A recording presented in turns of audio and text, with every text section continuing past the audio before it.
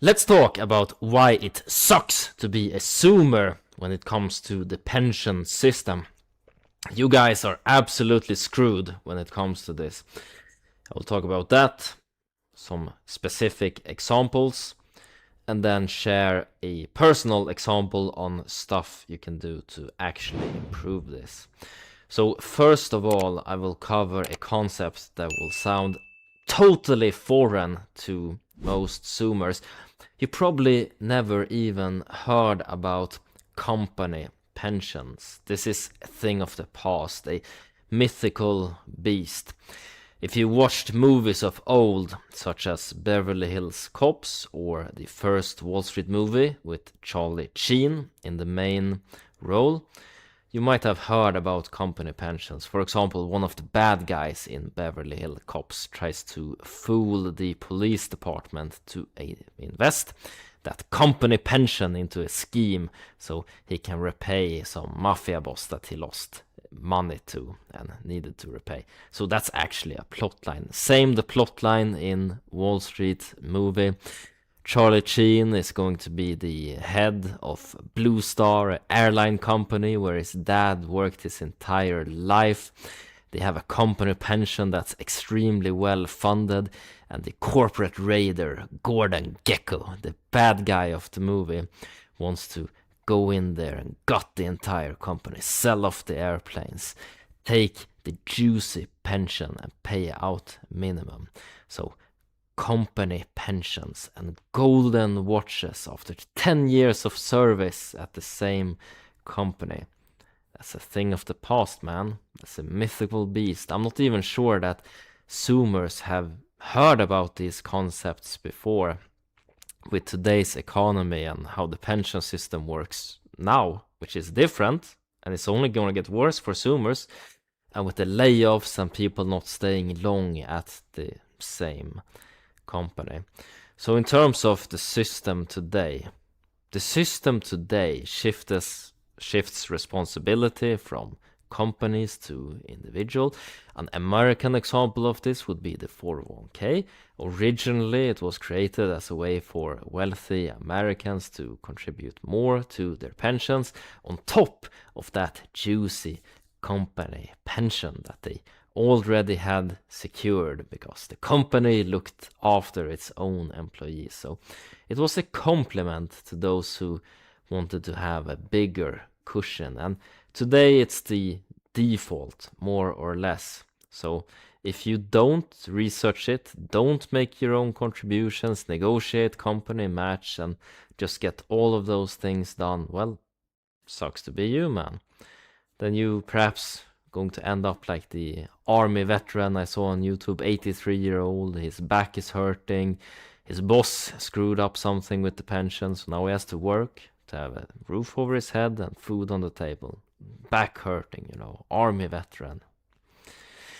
And in Sweden today, we have something called poor pensioners, where they just ride around Stockholm at night in the night buses because Stockholm is freezing, or they sleep at 24/7 McDonald's just to feel the warmth because, well, they fell outside of the system. More individual responsibility today than for boomers. It's going one way, and it's a lot of doom and gloom now. We're gonna see some more doom and gloom to really drive home the point for Zoomers. We have state pension today as well. It's a form of social security that relies on the young people of today paying for the old people. So it's some continuation there, but with less and less young people, we're seeing the benefits being reduced. Pension, state pension, is not keeping up with inflation, and it's set to kick in later and later in life. So I have some European examples here that I'm sharing on screen right now for those of you who are just listening. UK recently increased the state pension age to 68, Belgium did to 67, Czech Republic 65. And then Denmark increased to 67 and tied this to life expectancy. So a bunch of people out doing jogs and eating vegetable is going to drive up this age for poor Zoomers who just smoke vape and do other Zoomer stuff that perhaps never is going to reach this age once it just increases and increases. And that is if state pensions even will be a thing when Zoomers get older. We see some concepts here in Ireland today. By the way, we have a younger population here in Ireland, better demographics because the good jobs are here, so people flock here.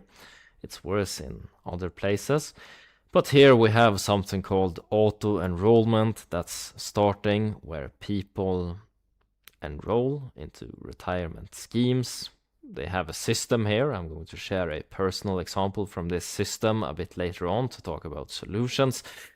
But contributing there, putting it into law that the company needs to match.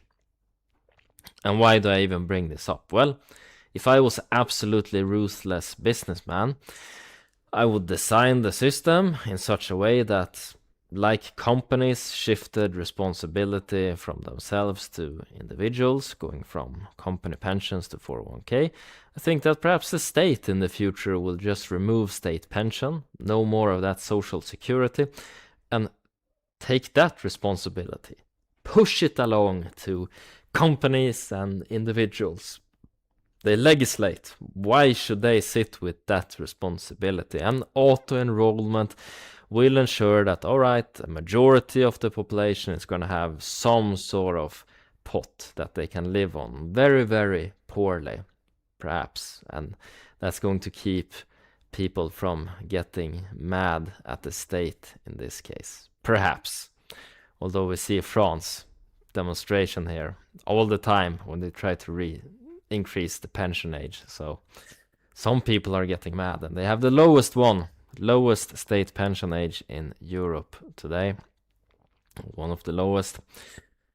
Greece had a lower one in the past, although they were forced to increase it a lot as the state finances was terrible and the big powers in Europe drove through initiatives to give them loans. You know, they had to put up some countermeasures on their own, basically. But why I'm even bringing this up is because the age was a lot lower in the past, and the trend is that state pension later and later and later, and perhaps we're not going to see it at all for Zoomers. That's just the way it is. So what can you do? Responsibility is shifting from companies to you, from state to you. That's just the general trend. There are systems in place. You can do personal savings, but there is also legislation in place in many places. America has the 401k, and we have systems in Europe as well. There used to be one in Sweden, but the Social Democrats abolished that one. That's the old one. Perhaps there's a new one. What you can do is talk to a financial advisor. Perhaps you have one at your company as part of the benefits, although this is shifting away more and more as well. So poor Zoomers, you're going to have to go on YouTube, hire a professional, do whatever you can do, talk to your friends, try to figure this out. But there are systems in place today. I recently had a meeting with the pension advisor at work. It was part of the benefits. I can share some examples of how I do this in Ireland, because as a young millennial, early 30s, closer to Zoomers, I'm still an unk, but individual responsibility, it's just going to be more and more important. It's not fun to hear, but you need to hear it. So let's talk a little bit about the pension system in Ireland. They have contributions here that are tax exempt. It is a system. Right now, I've been working in Ireland for a short time, since 2022, I think. Yeah, since 2022 I worked there, and it's the start of 2026 today. During that time, I've amassed 60,700 euros in the retirement scheme that we have here in Ireland. So the pension balance and then contributions paid in, 53,000. Is this all from my own paycheck net, after taxes? Absolutely not. Everything is gross. That's just the way it is here. I didn't know about this either before moving here, but I took the time to talk to professionals, and now I'm sharing it to you guys. And if you have a meeting with a professional in your own country, please share the most important things learned in the comments below. It could help out a fellow countryman of yours to better understand his or her own situation in this case. So contributions paid in. So paid in, this is gross, by the way. So this means before taxes. This is very, very beneficial. All right, very beneficial. Why? Well, the top rate of tax in Ireland is 40%, so it's progressive. You pay one amount on the first 18,000, then another from 18 to 23,000, and then you get all the way up until the top tax limit. Top tax, 40%. Ridiculous. Never complain about your taxes in America, if you're watching this. In Europe, it's not even the highest. I used to live in Sweden. That's another story. But the employer matched 6,000 that they paid in. This is not from my paycheck. This is additional. Different matches here. Just like Americans have 401k match, in Ireland we have a match as well. So 7% match. And this transfer in, that's the pension I got at Google. Ignore that. And then we have your additional voluntary contributions. So 7% match, but I paid more than that. Well, up to 20% of gross salary can be paid in and be tax exempt in Ireland for people 30 years older. 30 to 35. Then it increases once again.